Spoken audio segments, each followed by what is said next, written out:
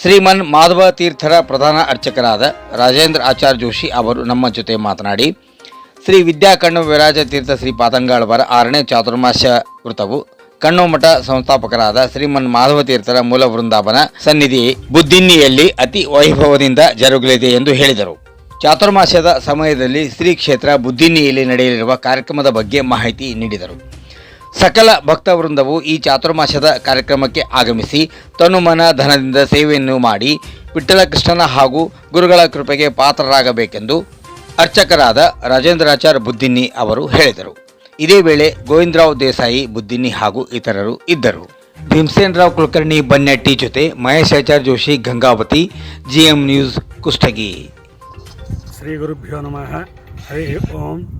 ಶ್ರೀ ಶಾಂಗಲೇನ ಮನಸೇತಿ ಧರ್ಮರದಾಯ ಚ ಶ್ರೀ ಮಾಧವಾರ್ಯಾಯ ಗುರುವೇ ನಮೋ ವೇದಾಕಿಶಾಲಿನಿ.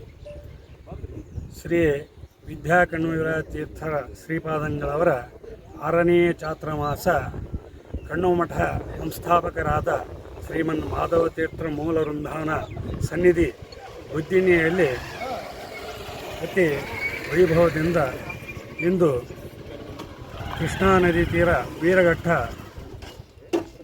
ಸನ್ನಿಧಾನದಲ್ಲಿ ವಿದ್ಯಾ ಕಣ್ಣುವಿರ ತೀರ್ಥ ಶ್ರೀಪಾದಂಗಳವರ ದಂಡೋದಕ ಸ್ನಾನ ನಂತರ ಎಲ್ಲರೂ ಆ ಬುದ್ದಿನ್ನಿ ಮಾಧವ ತೀರ್ಥ ಸನ್ನಿಧಾನದಲ್ಲಿ ಬಂದು ಕುಂಭದಿಂದ ವೇದಘೋಷದಿಂದ ಸ್ವಾಮಿಗಳವರ ಶೋಭಯಾತ್ರಾ ಕಾರ್ಯಕ್ರಮ ಇರುತ್ತದೆ. ಎಲ್ಲ ಭಕ್ತಾದಿಗಳು ಇಂದು ಬೆಳಗ್ಗೆ 11 ಗಂಟೆಗೆ ಬುದ್ದಿನ್ನಿಯಲ್ಲಿ ಹಾಜರಿರಬೇಕು.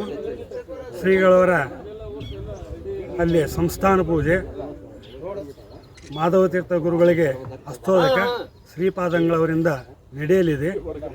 ಸಕಲ ಸದ್ಭಕ್ತರು ಬಂದು ತೀರ್ಥ ಪ್ರಸಾದವನ್ನು ಸ್ವೀಕಾರ ಮಾಡಿ ತನುಮನ ಧನದಿಂದ ಬಂದು ಈ ಚಾತುರ್ಮಾಸ ಮುಗಿಯುವವರೆಗೂ ಎಲ್ಲ ಭಕ್ತಗಳು ಬರಬೇಕಾಗಿ ತಮ್ಮಲ್ಲಿ ವಿನಂತಿಸುತ್ತೇವೆ. ತಮ್ಮ ಪರಿಚಯ. ನಾವು ರಾಜೇಂದ್ರಾಚಾರ್ಯ ಬುದ್ದಿನ್ನಿ, ಶ್ರೀನಿವಾಸಾಚಾರ್ಯ ಅರ್ಚಕರ ಮಗ, ಮಾಧವ ತೀರ್ಥರ ಅರ್ಚಕರು. ಮಾಧವ ತೀರ್ಥರ ಅರ್ಚಕ.